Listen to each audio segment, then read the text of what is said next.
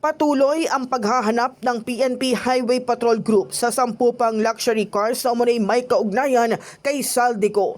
Ayon sa HPG, may impormasyong nakalap ang pulisya na 24 na sasakyan na sinasabing pagmamay-ari ni Ko at ang mga kumpanyang konektado sa kanya ang nakaimbak sa parking area ng isang condominium sa Taguig City. Noong January 8, 14 sa 24 na sasakyan ang natagpuan ng mga otoridad sa naturang condominium. Yung mga motor numbers, the chassis numbers, and other documents there. Kasi ang report kasi noong December 21 is spurious documents at may mga contrabands inside. So tama lang na i-subject natin yan sa forensic examination. Nilinaw ni Maranta na 12 sa 14 na sasakyan ang na-turn over sa Independent Commission for Infrastructure habang ang dalawa ay nanatili muna sa condominium dahil hindi umano ito umaandar. With the ICI compound, because we understand that that's the most adjacent and the shortest route na paglagyan. Kasi iniwan naman namin sa mga lawyers nila. Soon, after the examinations and deep verifications, at you can show us proof of ownership, I think the ICI can release that with you.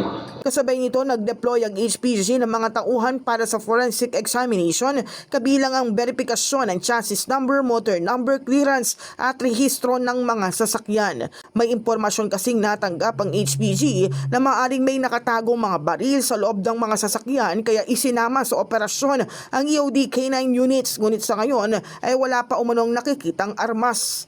Ang sabi nila, firearms.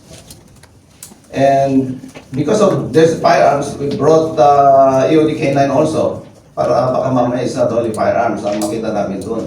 It can be explosives also.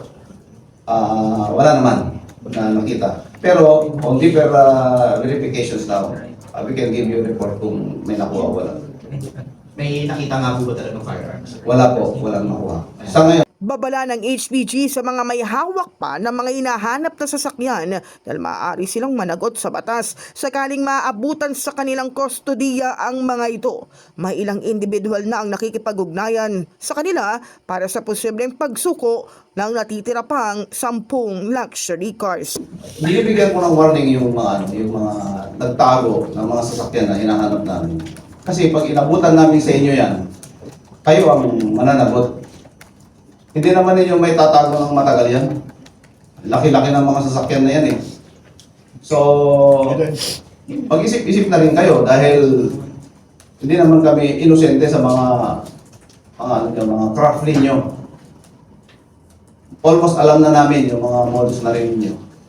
In the heart of changing lives, ako si Brigada Cass Austria ng 105.1 Brigada News FM Manila, The Music and News Authority.